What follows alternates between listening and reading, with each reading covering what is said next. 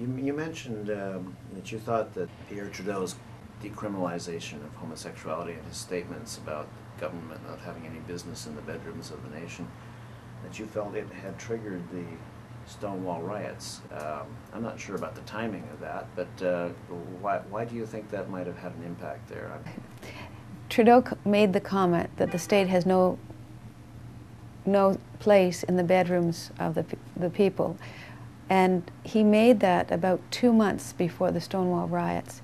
He was the Prime Minister of Canada, one of the most respected men in the world at the time for his commitment to real civil liberties. He'd grown in stature as Justice Minister and then become Prime Minister, and because of his wealth and because of his charm and because of his political stature, he was well known around the world. So his comment reverberated around the world. No other Prime Minister or President had made a statement like that before, and I think all of us were aware of what that statement meant.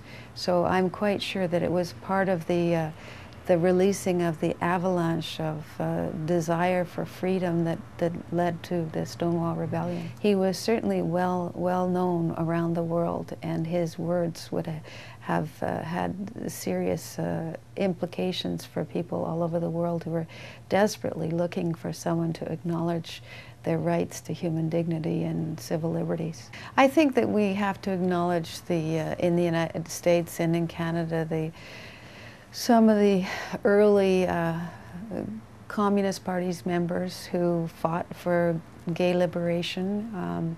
Those stories are largely untold.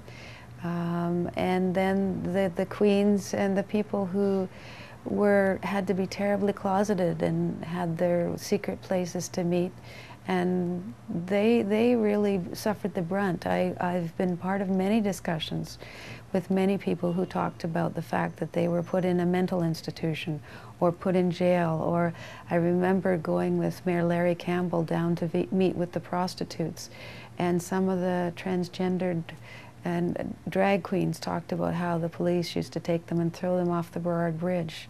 There are many stories that are untold about to their deaths.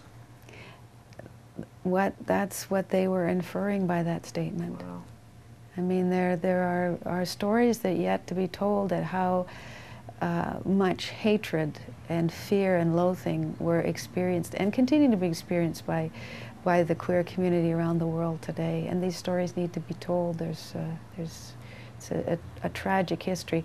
When I talk to different people about the fact that lesbians wore a black triangle in the concentration camps, many people don't even know that the gypsies and the gays and lesbians were in those concentration camps.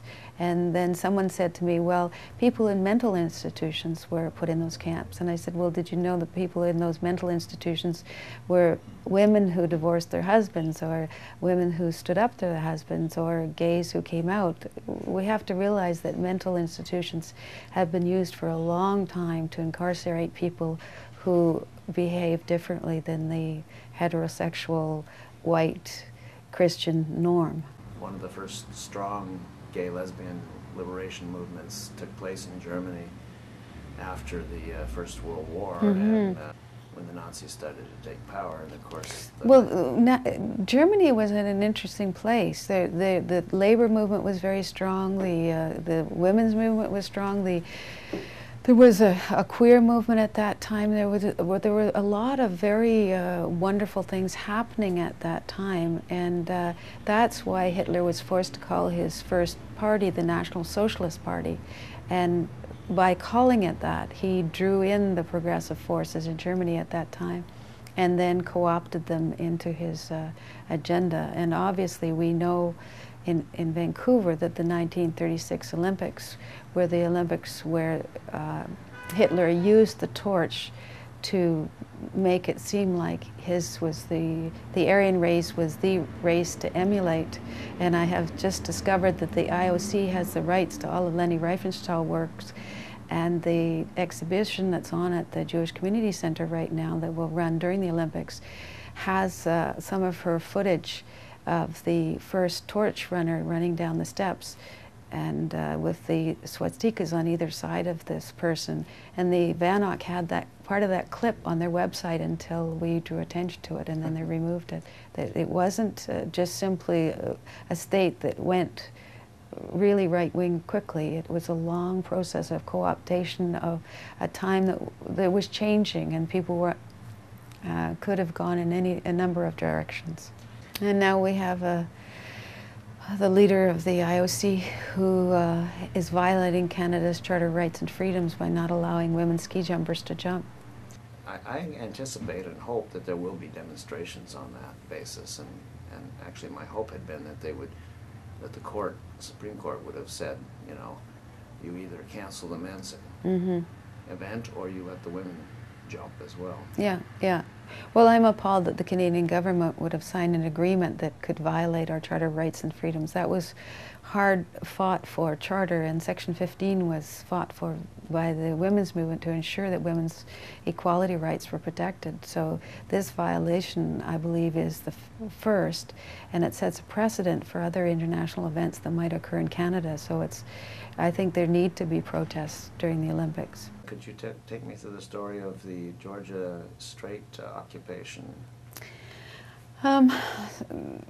So I was working for the Georgia Strait doing layout, and we were very frustrated that this was the key alternate newspaper, and it really refused to have a serious picture of or any picture of a woman on the front cover, or to have articles about women in the newspaper aside from the various ads they had.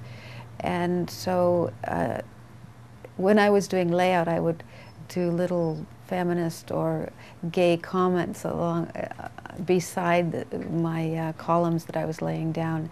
And a group of us, Colette French and quite a number of different people, gathered and decided to occupy the newspaper and bring out a women's liberation issue of the newspaper.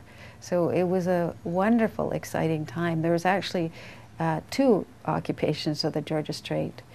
At this time, I actually was trying to get lesbian content into the Pedestal, which was the women's liberation newspaper, and they were refusing to let me put any lesbian content, saying it was an American cultural imperialist import. This was Amber Hollabaugh and Jean Rands.